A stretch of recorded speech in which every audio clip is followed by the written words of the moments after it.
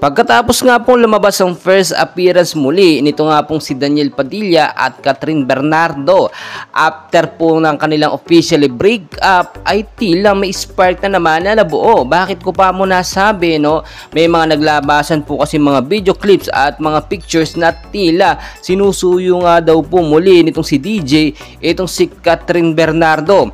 Marami po tuloy mga fans ng Kate Niel ang sobrang naiinis. Well, alam naman natin na showbiz talaga ito, minsan cool off and cool on sila, minsan nagbabalikan, minsan naman ina-announce talaga na officially break up na. Pero napansin nyo naman noong sa pagsayaw nga po nila sa Christmas party ng Star Magic, halatang halata naman at very obvious na umiiwas po talaga itong si Kathryn Bernardo at tila ayaw niya pong mapalipit, no, or ma-focus yung attention niya dito nga po kay DJ Daniel Padilla. Pero kung titignan nyo ring mabuti, posible kayang magkabalikan silang muli, no, at tumingin na lang ng pasensya itong si DJ, mag-sorry ng lubusan at talagang makikita naman natin kung papatawarin nga po ni Kathryn Bernardo muli itong si Daniel Padilla ay walang posible o walang imposible na sila magkabalikan muli.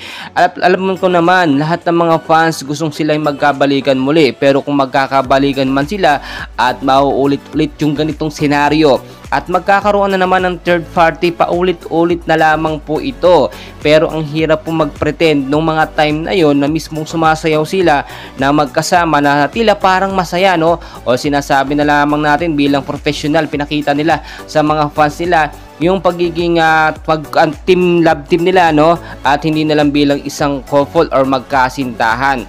Well, break up is break up at wala na tayong magagawa dyan. The damage has been done at nasakta na nga ng husto itong si Kathryn Bernardo.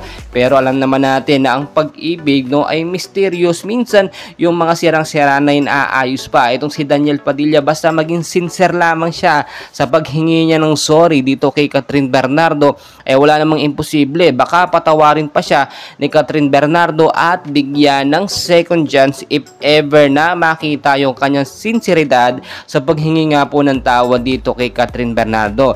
And well guys, patuloy ko kayong i-update, and please huwag yung kalimutan naman mag-like and subscribe for more updates. Maraming